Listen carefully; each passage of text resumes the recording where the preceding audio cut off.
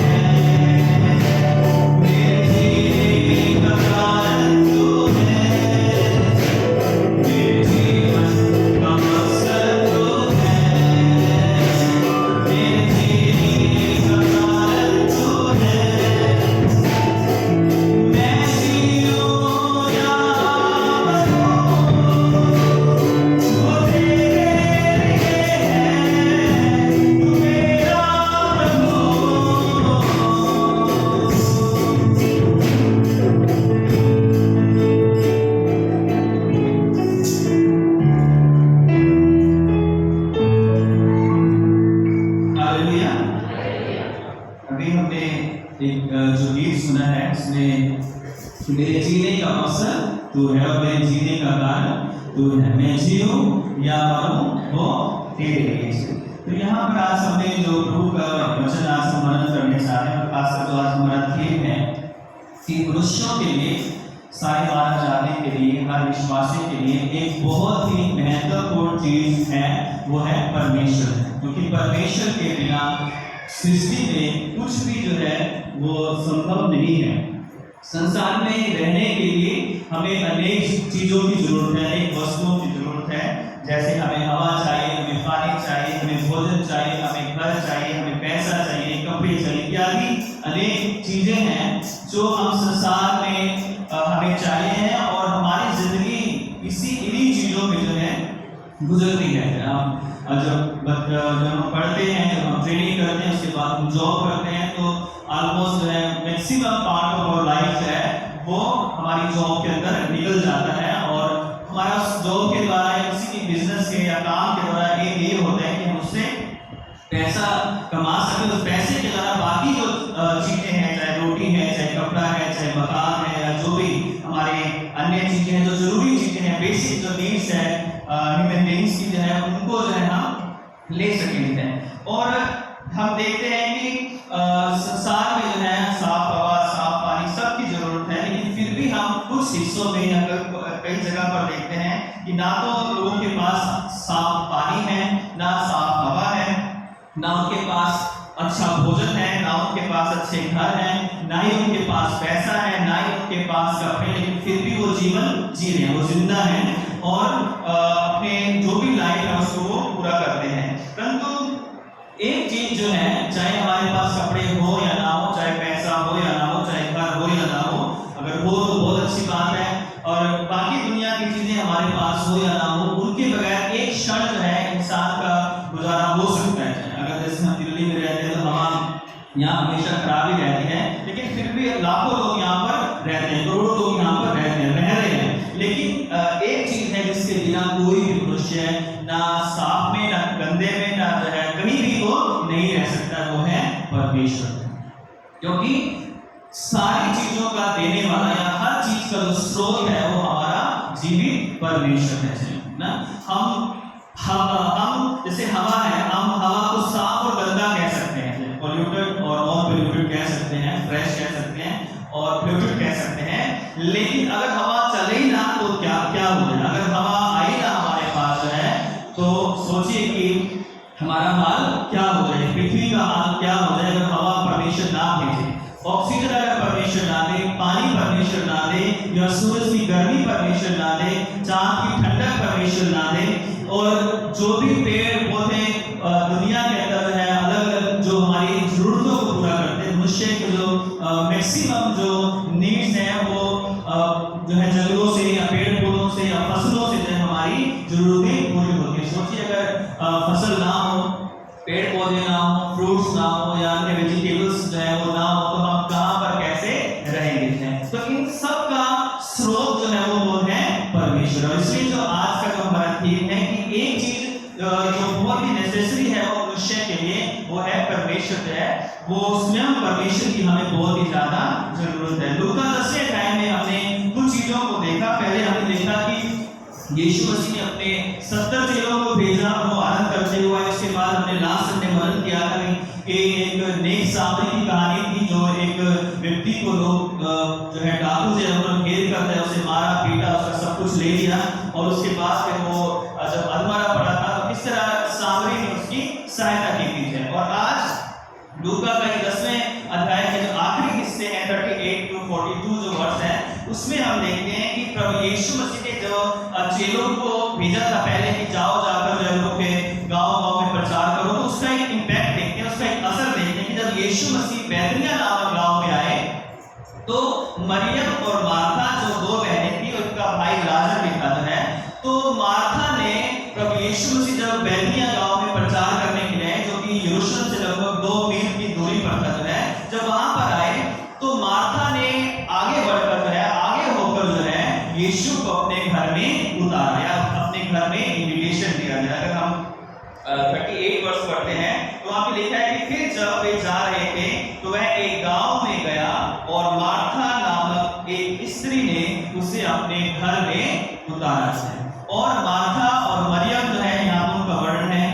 जो चेले प्रभु यीशु मसीह के साथ थे, और लाजर का यहाँ पर ज्यादा नाम या वर्णन यहाँ पर नहीं किया गया, लेकिन हम मान सकते हैं कि जब यीशु मसीह को घर में बुलाया तो वहाँ पर लाजर भी होगा, वहाँ पर मरियम और मार्था तो थी, और बहुत सारे तो यीशु के चेले जो थे वो भी जो है वहाँ पर मौजूद थे।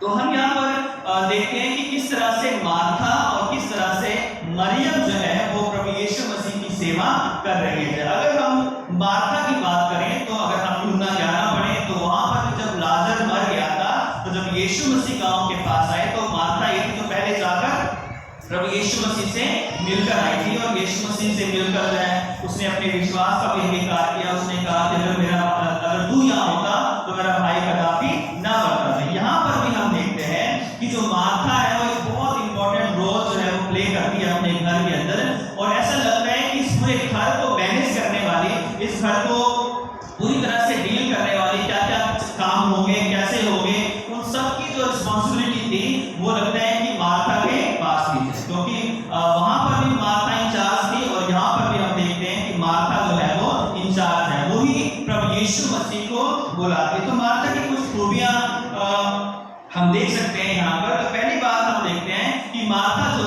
थी वो एक बोल्ड लेडी थी, या एक साहसी स्त्री थी, जहाँ पर यहूदी समाज जो था एक पुरुष प्रधान समाज था, और जहाँ पर स्त्रियों को ज्यादा महत्व नहीं दिया जाता था, बहुत कम महत्व दिया जाता था, वहां पर मार्था जो है वो एक डिसीजन लेती है अपने घर में कि मैं यीशु मसीह को अपने घर में आमंत्रित करूंगी। तो शायद ये चीज मैंने बताया कि यीशु मसीह के बहुत सारे चेले, अगर 10 के पहले में बात करें तो 70 चेले थे प्रभु यीशु मसीह के जो उन्होंने भेजे थे। तो हो सकता है कि वो 70 चेले भी प्रभु यीशु मसीह के साथ वहां पर गए हों। अगर 70 ना भी गए हो तो 12 तो वहां पर होंगे ही होंगे, यानी कि 12 चेले, यीशु मसीह, मरियम, मार्था और लाजर जो है लगभग 14-15 लोग वहां पर हम मान सकते हैं। तो यहाँ पर हम देखते हैं कि मार्था ने ये डिसीजन लिया कि वो यीशु मसीह को अपने घर में आमंत्रित करेगी। तो ये उसकी खूबी थी कि उसने आगे बढ़कर जो है उसने एक लीडर के रूप में, एक घर के ऑर्गेनाइजर के, या घर को जो चलाने वाला होता है वो बहुत सारे डिसीजन जो है वो लेता है। तो यहाँ पर हम देखते हैं कि मार्था ने भी ये डिसीजन लिया कि मैं यीशु मसीह को अपने घर में उतारूंगी, उसे मैं बुलाऊंगी, और उसने जो है प्रभु यीशु मसीह को अपने घर में उतारा जो है और उसे बुलाया जो है। तो आज मेरे और आपके लिए सवाल है कि हम प्रभु यीशु मसीह को कैसे अपने घर में आमंत्रित करते हैं, कैसे घर का अगुआ होने के नाते। हो सकता है यहाँ मार्था है तो हम यहाँ वहां पर कोई जॉन हो या कोई और व्यक्ति हो, या मैं अपना नाम ले लूँ, कोई भी अपना नाम ले ले, या कोई स्त्री हो, कोई बेटी हो, कोई भाई हो, कोई बहन हो, तो हम क्या प्रभु यीशु मसीह को इनवाइट करने के लिए तैयार हैं? हम मार्था से सीख सकते हैं कि लोग कुछ भी कहें, मैं यीशु मसीह को अपने घर में उतारूंगी। दूसरी बात हम देखते हैं कि उसकी हॉस्पिटैलिटी जो है वो उसके अंदर एक पुनाई करने की जो बहुत बड़ी आत्मा थी, और वो जब यीशु मसीह को बुलाया उसने, तो उसका सबसे मेन काम ये था, जब यीशु मसीह घर में आके बैठ गए तो वो चाहती थी कि यीशु को और उसके चेलों को बढ़िया से बढ़िया भोजन में उनके लिए तैयार करूं है। और इसलिए जो है उस सारे कार्यभार में जो हम देखते हैं कि वो लगी हुई है, और बहुत सारी मेहनत जो कि 10-15 भी अगर मान लें, अगर 70 ऐड कर लें तो फिर तो बहुत ज़्यादा हो जाएंगे, लेकिन अगर हम 15 लोग भी मान लें तो 15 लोगों का खाना जो है मार्था जो है वो बना रही है और तैयारियां कर रही है। और वहां पर हम देखते हैं कि मरियम जो है उसके साथ में वहां पर नहीं है, वो आगे हम उस पर विचार करेंगे, लेकिन हम देखते हैं कि उसके अंदर एक भोनाई करने वाली, सेवा करने वाली आत्मा को हम देखते हैं। और उसके अंदर हम विश्वास को भी देखते हैं। जब हम यूहन्ना 11 में पढ़ते हैं, जब यीशु मसीह ने कहा क्या तू विश्वास करती है, तो उसने कहा कि हाँ मैं विश्वास करती हूँ कि तू ही जीवित परमेश्वर का पुत्र मसीह है, और मैं ये भी विश्वास करती हूँ कि जब पुनरुत्थान होगा तो मेरा भाई जी उठेगा। तो उसके विश्वास का भी वहां पर वर्णन किया गया है कि स्त्री के रूप में जो है उसका एक दृढ़ विश्वास था कि यीशु मसीह जो कुछ कहेंगे करेंगे वो उसके जीवन में हो जाएगा। फिर हम देखते हैं कि वो बहुत अच्छी विश्वासी थी, वो बहुत अच्छी बुनाई करने वाली थी, लेकिन जब वो काम कर रही थी, जब वो सेवा कर रही थी, तो लिखा हुआ है कि वो थोड़ी घबरा गई, है ना। और लिखा हुआ है कि मरियम को जो थी वो प्रभु के पांव पर बैठकर वचन को सुनती थी, परंतु मार्था सेवा करते करते घबरा गई है ना, और वो डिस्ट्रैक्ट होगी जो है अपने काम से, और वो शायद वो सोच रही होगी कि मैं तो यहाँ पर काम कर रही हूँ किचन में, सब्जी या जो भी वेज था नॉन वेज था ये हमें नहीं पता, लेकिन जो भी वो बना रही थी जो है, और वो मैं अकेली यहाँ पर लगी हुई हूँ, बर्तन साफ कर रही हूँ, ये कर रही हूँ, वो कर रही हूँ है। और मरियम जो है बड़े आराम से क्या कर रही है, वो प्रभु और उसके चेलों के साथ बैठकर प्रभु के चरणों में क्या कर रही है, वचन को सुन रही है। तो यहाँ उसकी क्या क्वालिटी को हम देखते हैं, कोई बताएगा? यहाँ पर जो है उसके मन में घबराहट तो है, चिंता तो है। प्रभु यीशु मसीह जो बता रहे हैं कि तुम बहुत बातों की चिंता करती है, लेकिन उसके मन में थोड़ा सा एक ईर्ष्या भी आ रही है, जो कई बार हमारे मन में भी आ जाती है। वो है कि ये तो बड़े आराम से बैठी है और मैं काम कर रही हूँ। घर में अक्सर जो है जब दो बच्चे होते हैं, थोड़े छोटे बड़े होते हैं, तो उनकी लड़ाई इसी बात में चलती रहती है। देखो मम्मी ये तो बैठी है या ये तो बैठा है और आप मुझे ही काम बोल रहे हो। ये घर में होता है, जैसे बच्चे छोटे बड़े जब बढ़ रहे होते हैं तो आप एक बच्चे को काम बोलोगे क्योंकि आप मुझे ही बोलते रहते हो, इसको तो कभी बोलते नहीं हो, ये तो बैठा रहता है या ये तो बैठी रहती है, ये तो ये करता रहता है या वो करता रहता है। तो अक्सर जो है आप घरों में इसी बात को देखते हैं। अगर बच्चों को आप चॉकलेट दोगे तो वो कहेगा कि जो है इसको अच्छी वाली दे दी आपने, मुझे जो है बेकार वाली दे दी। अगर वो वाली उसके पास अगर पहले से जो कहोगे नहीं मुझे वो वाली चाहिए क्योंकि वो उसके पास अच्छी है और मेरे पास अच्छी नहीं है। तो थोड़ा सा यहाँ पर हम देखते हैं कि उन पहलों के बीच में जो मार्था थी वो सोच रही होगी कि देखो मैं यहाँ पे बर्तन रगड़ रही हूँ है, छुरियां चला रही हूँ है, वो आराम से बैठकर प्रभु का वचन सुन रही है ना। और ये बात उसके इस बात से वो चिंतित थी जो है, वो घबरा रही थी जो है कि वो यहाँ पर बैठे, मैं ये सारा काम अकेले कैसे करूँगी, मैं कैसे इतने लोगों का खाना बनाऊंगी जो है। क्या प्रभु के लिए सेवा करना या प्रभु के लोगों की सेवा करना, उनके लिए भोजन बनाना जो मार्था कर रही थी, क्या वो गलत था? क्योंकि बाइबल में लिखा है कि पौनाई करने में जो है बढ़ते जाओ या पीछे ना हटो ना। मार्था जो थी वो बहुत अच्छा काम कर रही थी और प्रभु ने उसके काम के लिए उसे कभी नहीं कहा कि तुम सेवा कर रही हो तो गलत कर रही हो, लेकिन उसके मन में जो विचार आ रहे थे उनके लिए प्रभु यीशु मसीह ने, जब वो यीशु मसीह के पास सीधे गई और कहा कि हे प्रभु तुझे कुछ भी चिंता नहीं है ना। उसको कहना तो मरियम से चाहिए था, मरियम को भेजे, मरियम जो है प्लीज मेरी हेल्प करवा दे जो है, वचन को शायद बाद में सुन लेना, शायद उसका ये कहने का मतलब था। लेकिन उसने डायरेक्टली किसको कहा? प्रभु यीशु मसीह को, कि प्रभु यीशु मसीह आप इसे बिठा रखा है, आप बोलोगे तो ये जो है आएगी, इसलिए आप इसे बोलो कि ये मेरे साथ आकर किचन में मेरा हाथ बटाए, मेरा काम करे। तो इसमें इसकी दो बातों को हम देखते हैं। एक तो कि उसमें कोई कपट नहीं था, वो सीधे आकर जो है जो उसके मन में था उसने बोल दिया कि जो है प्रभु ये सही बात नहीं है कि ये तो आराम से बैठी और मैं वहां पर काम कर रही हूँ है ना। तो उसने उसके मन में यहाँ पर जो है एक कपट की कोई भावना थी। एक और चीज यहाँ पर देखते हैं कि उसके जो मन में ये था, उसका जो यीशु मसीह के साथ रिश्ता था या जो प्रेम था उस परिवार के साथ प्रभु यीशु मसीह का था, यीशु मसीह का, वो उस स्टेज पर थी कि यीशु मसीह को कह सकती थी कि हे प्रभु देख तुझे कुछ भी चिंता नहीं है। यानी जब हम यूहन्ना में पढ़ते हैं कि यीशु जो था वो लाजर से, मरियम, मार्था से बहुत प्रेम करता था, एक फैमिली मेंबर की तरह से उनके बीच में रहता था। तो मार्था ने बिल्कुल भी कोई फॉर्मेलिटी नहीं की है कि मैं जाके किचन में कुड़ती रहूं और बर्तन जोर जोर से धार धार करके मारती रहूं ताकि मरियम आके पूछे कि क्यों बहन क्यों जो है बर्तनों को तोड़ रही हो, है ना। लेकिन उसने डायरेक्टली जाकर कह दिया है। अक्सर हम कलीसियाओं में, घरों में, परिवारों में, अपने घराने में जाए कुड़ के मर जाते हैं, है ना, कुड़ते रहते हैं, लेकिन वो बात किसी दूसरे से कह नहीं पाते, मन ही मन में जलते रहते हैं, ईर्ष्या बढ़ती जाती है, क्रोध बढ़ता जाता है, बीपी हाई हो जाता है, कभी लो हो जाता है और परेशानियां बढ़ जाती हैं क्योंकि हम कह नहीं पाते हैं। हम कहना चाहते हैं लेकिन हम कह नहीं पाते और वो सारा जो प्रेशर होता है वो हमारे हार्ट को, हमारे बॉडी को, हमारे माइंड को, हमारे वेन्स को जो है वो पूरा जो है अस्त व्यस्त कर देता है और वो हमारी प्रॉब्लम को जो है क्रिएट कर देता है। कई बार जो है हम बीमार हो जाते हैं, परेशान हो जाते हैं क्योंकि हम अपने मन की बात किसी दूसरे को कह नहीं पाते हैं। हम जानते हैं सही है गलत है जो भी बात हो, लेकिन जब तक जो है अपने मन की बात को एक बार हम बोल ना दें जो है, तो वो घुटन हमारे अंदर होती रहती है। लेकिन मार्था से हम सीख सकते हैं कि उसने जो भी उसको, चाहे उसको अच्छा लग रहा था, चाहे उसको बुरा लग रहा था, चाहे उसको अच्छी फीलिंग नहीं हो रही थी, चाहे वो थक गई थी, चाहे वो चिंता में थी, चाहे वो परेशानी में थी, वो अकेले काम कर रही थी, लेकिन उसने ये नहीं सोचा कि मैं यीशु मसीह अगर के पास अपनी प्रॉब्लम लेकर जाऊंगी तो मैं वो क्या कहेंगे, है ना। उसने कहा कि मेरी जो प्रॉब्लम है मैं यीशु मसीह के पास लेकर जाऊंगी।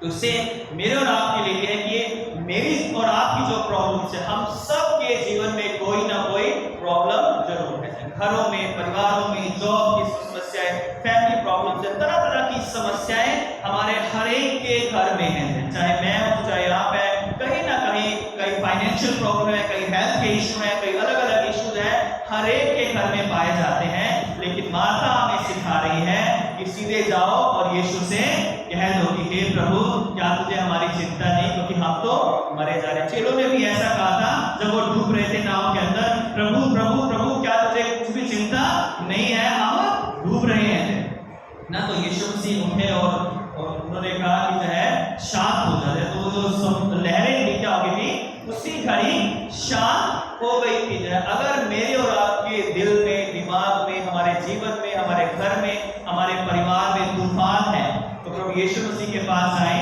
और पुकारे कि हे यीशु हम पर दया कर दे। क्या आपको हमारी चिंता नहीं है? यीशु मसीह ये नहीं कहेगा कि क्यों तुमने मुझे ऐसा कह दिया, है ना। अक्सर हम कई बार नाराज हो जाते हैं कि उसने मुझे ऐसा क्यों कह दिया। लेकिन प्रभु के पास जब हम अपने दुख भी लेकर जाएं, अपने सुख भी लेकर जाएं, अपनी प्रॉब्लम्स भी लेकर जाएं, अगर हमें कुछ अच्छा फील नहीं हो रहा है तो दाऊद की तरह हम हर हालात में परमेश्वर के पास जा सकते हैं और कह सकते हैं कि हे परमेश्वर, आपको हमारी चिंता नहीं है। और वो चिंता करने वाला परमेश्वर जो है हमारी सब बातों में चिंता करता है। करता हूं मैं चिंता तेरी, तू क्यों चिंता कर रहा है। ये गाना अक्सर हम इस गाने को हम गाते हैं। तो हम यहाँ पर देखते हैं कि उसकी सेवा में कोई खोट नहीं था, बड़ी ईमानदारी से वो सेवा कर रही थी। और प्रभु ने उससे ये नहीं कहा कि तू जो है क्यों सेवा कर रही है, या तुम काम अच्छा नहीं कर रही हो, या तुमने मुझे ऐसा क्यों कह दिया। लेकिन प्रभु यीशु मसीह ने बड़े प्यार से कहा कि हे मार्था, तू बहुत बातों की चिंता करती है ना। और उसके आगे प्रभु यीशु मसीह ने कहा, परंतु एक बात अवश्य है और उस उत्तम भाग को मरियम ने चुन लिया जो उससे कभी छीना नहीं जाएगा। तो एक तरफ मार्था है जो अपने काम में बिजी है और वो अपने काम के द्वारा बेस्ट देना चाहती है, और एक तरफ मरियम है जो जानती है कि मुझे काम करवाना चाहिए, वो लेजी नहीं है, ऐसा नहीं कि वो आलसी इस वजह से बैठी है। लेकिन मरियम इस बात को जानती थी कि मेरे लिए इस वक्त क्या जरूरी है ना। और मरियम इस बात को जानती थी कि मुझे प्रभु के चरणों में बैठकर उसके वचन को सुनना बहुत ही जरूरी है। तो मरियम के लिए जो एक चीज बहुत ज्यादा आवश्यक थी वो भोजन नहीं था, वो काम नहीं था जो किचन में जाकर उस वक्त वो कर सकती थी। उस वक्त वो चाहती थी कि वो केवल प्रभु के चरणों में बैठकर उसके वचनों को सुन सके। और इसलिए मरियम भी हमें बहुत सारी चीजें सिखाती है कि जब हम मरियम को देखते हैं तो उसे हम प्रभु यीशु मसीह के कदमों में देखते हैं, उसके चरणों के पास देखते हैं। कितनी बार हम अपने पर्सनल लाइफ में प्रभु के चरणों में बैठते हैं और उसके वचन को सुनते हैं या उसके वचन को पढ़ते हैं। और मरियम इस बात को जानती थी कि यीशु मसीह के जो चरण है या उनके पास जो प्रभु यीशु मसीह के चेलों के साथ वो वहां पर बैठी थी, वचन को सुन रही थी, तो वो जानती थी ये दुनिया की सबसे बेस्ट जगह है, सबसे उत्तम जगह है जहां पर वो उस समय बैठी थी। और वहां प्रभु यीशु मसीह के चरणों में जब हम बैठते हैं तो साम 91 में है कि जो परम प्रधान के छाए हुए स्थान में बैठा रहे वो सर्वशक्तिमान की छाया में ठिकाना पाएगा। उसके बाद जो बहुत सारी आशीषें हैं जहाँ पर बहुत सारी प्रोटेक्शन जो है कि कोई जो बीमारी है वो तेरे डेरे के निकट नहीं आएगी, तेरे निकट 1000 और तेरी दहनी और 10,000 गिरेंगे। पूरा साम जो है वो ब्लेसिंग से भरा हुआ है। क्यों?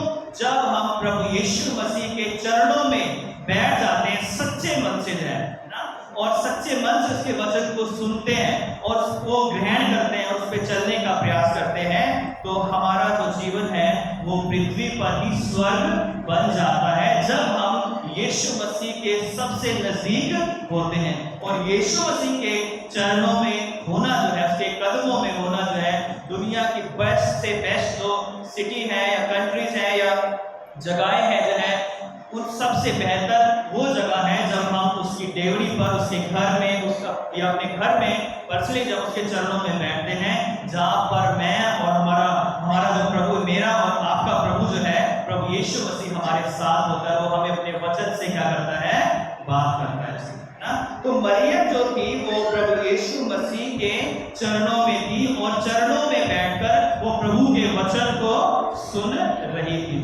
और वचन जो है वो हम सब के लिए बहुत ही महत्वपूर्ण है, क्योंकि आदि में वचन था, वचन परमेश्वर के साथ था और वचन ही परमेश्वर था। 40 वर्ष में है, जॉन 1:14 में कि और वचन देहधारी हुआ, है ना, और मनुष्यों के बीच में डेरा किया और हमने उसकी ऐसी महिमा देखी जैसे इकलौते पुत्र की महिमा जो है। और 80 वर्ष में लिखा है कि परमेश्वर को कभी किसी ने नहीं देखा, परंतु इकलौता पुत्र जो उसकी गोद में है उसने उसे हमारे ऊपर प्रकट किया। तो जो वचन है, यानी यीशु मसीह जब मरियम को वचन सुना रहे हैं या मरियम वचन को सुन रही है, तो सीधे परमेश्वर से बात कर रही है या परमेश्वर उससे बात कर रहा है। और जब हम भी प्रभु के वचन को सच्चे मन से, ईमानदारी के साथ सुनते हैं, तो प्रभु हमसे बात करता है। अगर हम मन में सारे थॉट को या सारे और चिंताओं को निकालकर जब हम वचन को, चाहे हम पर्सनली हम इस वचन को पढ़ें, चाहे हम प्रेयर मीटिंग में हो, चाहे हम परमेश्वर के भवन में हो, जब तक सच्चे मन से वचन को ग्रहण नहीं करेंगे, तो फिर चाहे कितना ही अच्छा प्रचार हो, बाहर निकलकर हम ये कहेंगे कि अच्छा नहीं था, आज मजा नहीं आया, आज ये नहीं था, आज वो नहीं था, आज लंबा था, आज ये था ना, आज ये नहीं किया है। लेकिन अगर हम मन से ग्रहण करेंगे, तो अगर 1000 बातें बोली जाएंगी तो जरूरी नहीं है कि 1000 के 1000 हमारे मन में आ जाएंगे, लेकिन हो सकता है कि कोई एक वचन, 2 वचन, अगर 1 या 2 वचन भी हमारी जिंदगी में आगे, उसको हमने ग्रहण कर लिया, उसके अनुसार अपने जीवन को बदल लिया, तो सोचिए कि साल में 52 संडे होते हैं, तो 52 चीजें एक साल में हमारे सुधर जाएंगी। अगर हम एक संडे एक बात को भी लेकर चले कि इस संडे आज ये बात बताएगी और इस बात पर मैं काम करूंगा या करूंगी और मैं इसको अपने जीवन से, सपने में दूर करूंगा या करूंगी, तो अगर हम ऐसा करेंगे तो 52 जो संडे और बाकी जो आराधनाएं हमारी जो है, तो अगर हम 52 गलतियों को या बुराइयों को एक साल में निकाल देंगे, तो सोचिए अपने हर साल 52 निकाल देंगे तो अपनी जिंदगी में कितनी बुराइयों को हम अलग करके परमेश्वर की महिमा को कर सकते हैं। तो मरियम का यीशु मसीह के कदमों पर बैठना और उसके वचन को सुनना उसकी दीनता और उसकी नम्रता को भी दर्शाता है। आजकल हर कोई सीट पर बैठना चाहता है ना, पैरों में बैठना कोई भी नहीं चाहता है। वो कहीं भी हो, चाहे चर्च हो, चाहे बाहर की दुनिया हो, राजनीति हो, समाज हो, कहीं भी क्यों ना हो, सबको सीट चाहिए, है ना। और उस सीट पर बैठकर दूसरों को ऑर्डर देना, दूसरों के ऊपर अपनी मर्जी को थोपना, दूसरों से अपने काम निकलवाना, मैनिपुलेट करना जो है, लोगों को लड़ाना, झगड़ाना जो है, और लोगों के बीच में फूट डाल देना जो है, बहुत सारे लोगों का, सभी का तो नहीं लेकिन बहुत सारे लोगों का ये काम है कि सीट पर बैठो और जो कदमों में बैठे हैं उनका शोषण करो, जो है उनको जो है मारो पीटो या बदनाम करो या उनके कमियों को उजागर करो या कमी को प्राप्त करो, उसके बाद उनका फायदा उठाओ है। तो चरणों में बैठना, कदमों में बैठना और वचन को सुनना मरियम के जो दीनता को, उसकी हम्बलनेस को जो है वो दर्शाता है। तो जब तक हम हम्बल नहीं होंगे तब तक वचन भी हमारे जीवन में कार्य नहीं करेगा। हम लोग ईर्ष्या से, घमंड से, द्वेष से और तरह तरह के निंदा से, बुराइयों से, चुगलियों से कई बार अपने हृदय को ना गुब्बारे की तरह जो है हवा भरते रहते हैं उसमें, है ना। जो बर्थडे पे जो बैलून आता है ना, वो बाकी बैलून से बड़ा होता है ना। उसमें क्या डालते हैं हम? टॉफीज डालते हैं।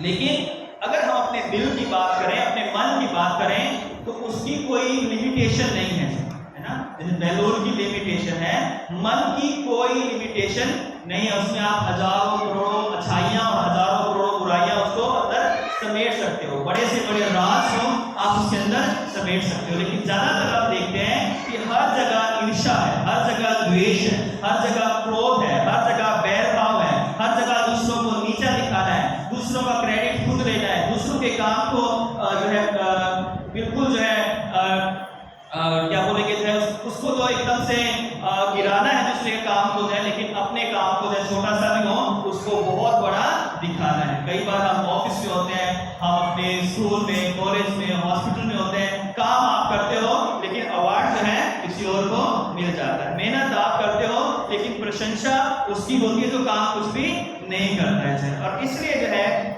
मरियम हमें ये सिखाती है कि जब हम चरणों में प्रभु के बैठते हैं तो बड़ी दीनता और नम्रता को दर्शाती है। और चरणों में बैठना, प्रभु यीशु मसीह के बैठना जो है वो हमारे घमंड को जो है वो दूर करता है। क्योंकि बहुत सारे लोग घमंड की बड़ी बड़ी बातें बोलते हैं, उनके अंदर मैं होती है कि मैंने ये कर दिया, मैं वैसा कर दूंगा, मैं ये कर दूंगा, मैं वो कर दूंगा। आप जो है कहीं भी जाओ है ऐसे लोग आपको बहुत मिलेंगे जो मैं करते रहते हैं ना। और मैं करके मैं वहां तक मेरी पहुंच है, मैं उसको जानता हूँ, मैं इसको जानता हूँ, मैं ये करवा दूंगा, मैं वो करवा दूंगा। लेकिन यही नहीं जानता कि आज रात को अगर वो सोएगा तो सुबह उठने पाएगा या नहीं उठने पाएगा, ये उसको पता नहीं है। हमारे संसार में लोगों को हम कई बार बड़ी बड़ी बातें बोलते हैं लेकिन हम नहीं जानते कि कल हम जो दावा करते हैं कल मैं तुम्हें ऐसा करवा दूंगा या ये कर दूंगा, तो कल हमारी जिंदगी में आएगा भी या नहीं जाइए किसी को पता नहीं है। तो मरियम प्रभु यीशु मसीह के चरणों में थी, उसके वचन को सुन रही थी, क्योंकि वचन उसके लिए उस समय बहुत ही महत्वपूर्ण था। उस समय क्योंकि वचन जो है 105 भजन में जो लिखा हुआ है 119 के 5 में कि तेरा वचन मेरे पांव के लिए दीपक और मार्ग के लिए उजाला है। तो मरियम जो थी वो परमेश्वर प्रभु के वचनों को सुन रही थी, क्योंकि जानती थी कि वचन जीवन बदलने वाला है, वचन पाप से बचाने वाला है, वचन परमेश्वर का ज्ञान देने वाला है, वचन परमेश्वर की इच्छा को प्रकट करने वाला है, वचन हमारे दूर जो हृदय के जो अच्छी और बुरी बातें हैं उनको वो प्रकट करने वाला है। वचन एक दर्पण है जो हमारी बुराइयों को हमारे सामने प्रकट करता है। वचन परमेश्वर की सामर्थ है, क्योंकि जहां जहां सुसमाचार गया है वहां पर उसकी सामर्थ से लोग बदल गए हैं, देश के देश बदल गए थे। जो सिरों को काटने वाले थे वो आत्माओं को बचाने वाले बन गए थे। जहां जिस देश में भी ये वचन गए हैं वहां पर लोगों के जीवन बदल गए। तो मरियम इस बात को जानती थी कि शायद आज मेरे पास ये समय है, कल मेरे पास समय ना हो जाए। आज मैं यीशु के चरणों में बैठ सकती हूँ लेकिन कल शायद मुझे मौका मिले या ना मिले। वो ऐसे बैठी थी जैसे कि आज ही उसका आखिरी दिन है। हमें भी प्रभु के चरणों में ऐसा बैठना है कि शायद हमारा ये आखिरी दिन है और हम नहीं जानते कल क्या होने वाला है। और इसलिए मरियम ने उस उत्तम भाग को चुन लिया था जो उससे कभी छीना नहीं जाएगा। और यीशु मसीह ने ये कहा कि मरियम ने उस चीज को चुन लिया है जो कभी उससे छीनी नहीं जाएगी। और वो चीज थी, वो वस्तु थी स्वयं प्रभु यीशु मसीह है। तो आज मेरे और आपके लिए सवाल है कि मेरे और आपके पास चुनने के लिए क्या है। हमारे पास चुनने के लिए संसार है और एक तरफ यीशु मसीह है। प्रभु यीशु मसीह ये नहीं कहते कि आप संसार में रहकर काम ना करो या ड्यूटी ना जाओ या जो काम प्रभु ने हमें दिए हैं संसार में रहकर हम वो ना करें। प्रभु ये भी नहीं कहते कि हम सेवा ना करें। प्रभु ये भी नहीं कहते कि हम किसी को अपने घर में प्रभु के दास या दासी को आमंत्रित ना करें। प्रभु ये भी नहीं कहते कि हम जो है सिर्फ जो है चर्च में आकर ये पूरा हफ्ता या पूरा साल बैठे रह जाओ, यहाँ पर आकर जो है हम वचन को सुनते रहे। प्रभु कहते हैं कि पहले मेरे धर्म और राज्य की खोज करो तो ये सब वस्तुएं जो संसार में हमारे जीवन के लिए जरूरी है ये सब वस्तुएं मैं तुम्हें दे दूंगा। प्रभु किसी भी सेवा से, काम से, संस्थाओं को या कोई भी ऑर्गेनाइजेशन चलाने के लिए मना नहीं करते हैं। प्रभु कहते हैं कि पहला स्थान मुझे दो है, पहला स्थान वचन को दो है, पहला स्थान जो है अपने परमेश्वर को दो, क्योंकि परमेश्वर है तो सब कुछ है। अगर अगर परमेश्वर नहीं है तो हमारे पास कुछ भी नहीं है। और इसलिए पौलुस कहता है कि ये नहीं कि मैं पा चुका हूं, परंतु मैं अपने उस निशाने की ओर दौड़ा चला जाता हूं, ताकि मैं उस इनाम को प्राप्त कर लूं जो मेरे लिए मसीह यीशु में धरा है या रखा हुआ है। तो आज मेरे और आपके पास ये सवाल है कि इस संसार में मैं और आप क्या चुनते हैं? क्या हम संसार की चीजों को, बुराइयों को चुनते हैं, या हम संसार में रहते हुए प्रभु के अनुग्रह में रहते, उसके चरणों में बैठते हुए उसके वचन को हम महत्व देते हैं? क्या हम परमेश्वर से प्रेम करते हैं जैसे मरियम, मार्था, लाजर करते थे, या हम संसार से प्रेम करते हैं? ये हमारे लिए आज ये सवाल है। जितना हम संसार से प्रेम करेंगे और संसारिक वस्तुओं से प्रेम करेंगे और वो हमारे अंदर बुराइयों को लेकर आएंगे और प्रभु को भूल जाएंगे, उसके वचन को भूल जाएंगे, तो प्रभु कहता है कि मनुष्य अगर सारे जगत को प्राप्त करे और अपने प्राण की हानि उठाए तो उसे क्या लाभ होगा? लेकिन अगर हम संसार में रहकर भी प्रभु यीशु मसीह की वो आत्मा का जो दीप है अपने अंदर जलाए रखते हैं, उस वचन को अपने अंदर रखते हैं, उस परमेश्वर से हम प्रेम करते हैं, तो परमेश्वर कहता है कि तुम आशीषों से परिपूर्ण हो जाओगे, बरकतों से परिपूर्ण हो जाओगे, धन्य होगे तुम बाहर जाते समय, धन्य होगे तुम अंदर आते समय, धन्य होगे तुम्हारे बच्चे, तुम्हारे भेड़ बकरियां, तुम्हारी पत्नी, तुम्हारे बिजनेस, तुम्हारे खेती, तुम्हारी सब कुछ जो है, सब कुछ आशीषित होगी जब तुम मेरी आज्ञा और विधियों को पहला स्थान दोगे। तो मरियम ने चुन लिया कि आज मैं यीशु के वचन को सुनूंगी और मैं उसके वचन को सुनूंगी क्योंकि वो परमेश्वर है, और कल मुझे शायद मौका या मिले या ना मिले। आज आपके पास सवाल है कि क्या हम लौट कर आएंगे जो दूर जा चुके हैं? क्या हम आज उसके पास आएंगे और प्रभु से कहेंगे कि प्रभु मैं संसार की चीजों में उलझा रहा या उलझी रही, लेकिन आज से मैं पहला स्थान तुझे दूंगी, उसके बाद मेरे दुनियावी जो काम है, परिवार के लिए, बच्चों के लिए, जॉब के, ये सब काम मैं करूंगा या करूंगी, लेकिन पहला स्थान मैं हे प्रभु यीशु तुझे दूंगी। और प्रभु यीशु यही चाहता है कि हम पहला स्थान अपने परमेश्वर को दें, उसके वचन को सुने, क्योंकि उसके बिना हम कुछ भी नहीं कर सकते ना। 15 में लिखा है कि तुम मुझसे अलग होकर कुछ भी नहीं कर सकते। और जब हम उसके साथ जुड़े रहेंगे तो हम उस डाली में बहुत सारे फल आएंगे, फूल आएंगे, और वो डाली, वो जो दाखलता है वो बहुत फलवंत होगी। लेकिन यदि हम उससे हट जाएंगे तो वो हम उस डाली की तरह सूख जाएंगे जो डाली काट ली जाती है। तो प्रभु जो है हमारी सहायता करे। हमारे पास मार्था है, वो भी बहुत मेहनती थी, सेवा करने वाली थी। हमारे पास मरियम है जो कि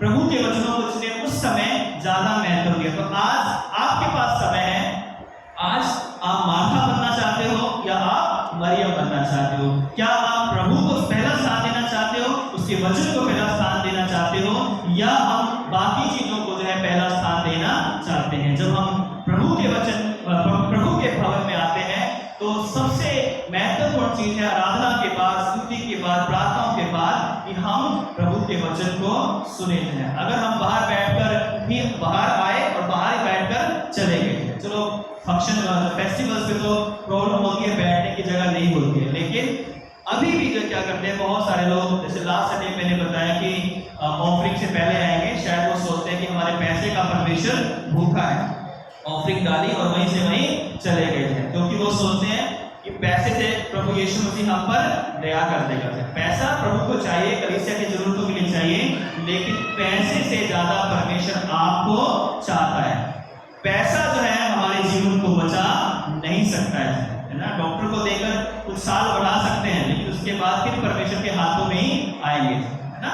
और इसलिए जो है सबसे ज्यादा जरूरी है कि प्रभु के वचन को सुने, उस पर मनन करें। धन्य है वे जो इस वचन को सुनता है, पढ़ता है और इसमें लिखी हुई बातों के अनुसार चलता है। प्रकाशित वाक्य 1:3 में ये लिखा है। तो हमारे पास ये आज मौका है, सवाल है कि हम कहाँ पर हैं, हमारे लिए कौन ज्यादा महत्वपूर्ण है? क्या प्रभु हमारे लिए महत्वपूर्ण है या हमारे काम हमारे लिए ज्यादा महत्वपूर्ण है? काम करने जरूरी है, लेकिन सबसे पहला दर्जा हमें परमेश्वर को देना है। आइए हम प्रार्थना करें। सर्वशक्तिमान पिता परमेश्वर, एक बार फिर से हम आपका धन्यवाद करते हैं कि आप जीवित हैं।